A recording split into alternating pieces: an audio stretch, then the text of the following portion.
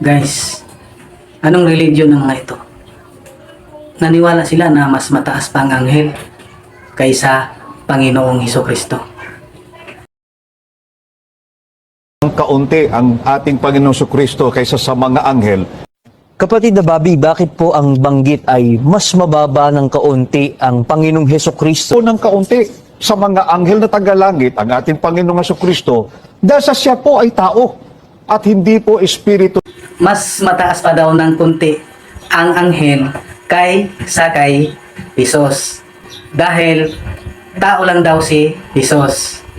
Ang ibig ba nilang sabihin na ang anghel ang kapiling ng Ama sa langit? Dahil mas mataas pa ng kunti ang anghel kaysa kay Jesus? Ganon ba yon? Nako, bakit kaya naniwala sila na ang anghel ang naging kapiling ng Ama sa langit?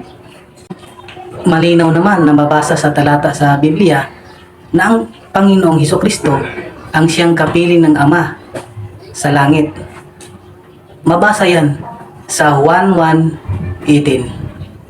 Wala pang nakakakita sa Diyos Ama kahit kailan, ngunit ipinakilala siya sa atin ng kanyang bugtong na anak na Diyos din nga at kapiling ng Ama.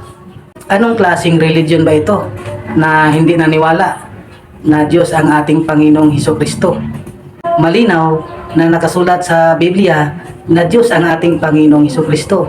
Mabasa natin yan sa 1 Juan 5:20.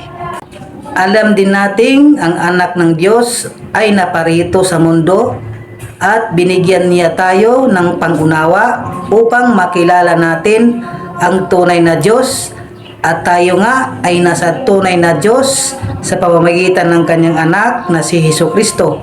Siya ang tunay na Diyos at ang buhay na walang hanggan.